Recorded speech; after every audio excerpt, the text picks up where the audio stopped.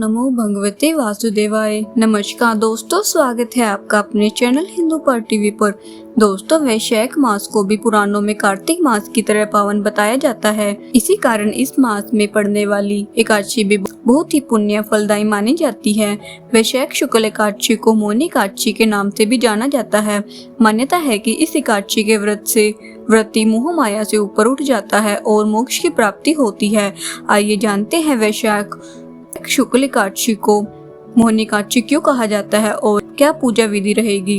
Video को शुरू करने से पहले वीडियो को लाइक करें और चैनल को सब्सक्राइब करें। दोस्तों, पंचांग के अनुसार वैशाख शुक्ल एकादशी तिथि का आरंभ 18 मई को सुबह 11:22 पर होगा और इसका समापन अगले दिन 19 मई को दोपहर 1:50 पर होगा। ऐसे में उदय तिथि के अनुसार मोहिनी एकादशी का व्रत 19 मई को रखा जाएगा। मोहिनी एकादशी का शुभ मुहूर्त विष्णु पूजा मुहूर्त सुबह 7:10 से लेकर दोपहर 12:18 तक।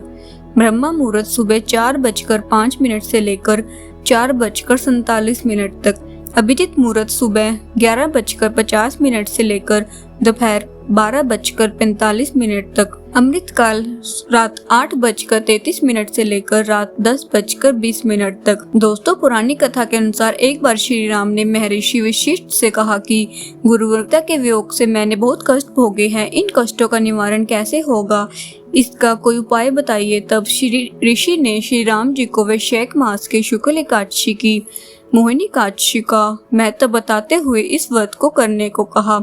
इस उपवास के प्रभाव से मनुष्य मोह माया के जाल से मुक्त हो जाता है।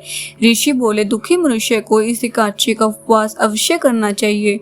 इस व्रत के करने से मनुष्य के सभी पाप नष्ट हो जाते हैं। इस दिन स्वर्ण दान, भूमि दान, अन्न दान, गोदान, जलदान, जूते, छाता, फल के दान अधिक पुण्य फलों की प्राप्ति होती है। ये व्रत 1000 गोदान करने के समान फल देता है। वैशाख शुक्ल एकादशी का नाम मोहिनी एकादशी क्यों पड़ा। मान्यता है कि वैशाख शुक्ल एकादशी के दिन ही भगवान विष्णु ने मोहिनी का रूप धारण किया था। भगवान विष्णु ने समुद्र मंथन के दौरान प्राप्त हुए अमृत को देवताओं में वितरित करने के लिए मोहिनी का रूप धारण किया था। कहा जाता है कि जब समुद्र मंथन हुआ तो अमृत प्राप्ति के बाद देवताओं व असुरों में आपाधापी मच गई। चूंकि ताकत के बल पर देवता असुरों को हरा नहीं सकते थे, इसलिए चालाकी से भगवान विष्णु ने मोहिनी का रूप धारण करके असुरों को अपने मोह पाश में बांध लिया और सारे अमृत का पान देवताओं को करा दिया, जिससे देवताओं ने अमृत प्राप्त किया।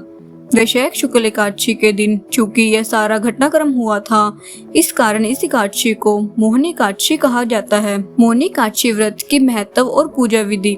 मोहिनी एकादशी का महात्म्य बहुत अधिक माना जाता है। मान्यता है कि माता सीता के विरह से पीड़ित भगवान श्री राम ने और महाभारत काल में युधिष्ठिर ने भी अपने दुखों से छुटकारा पाने के लिए इस एकादशी का व्रत विधि विधान से किया था।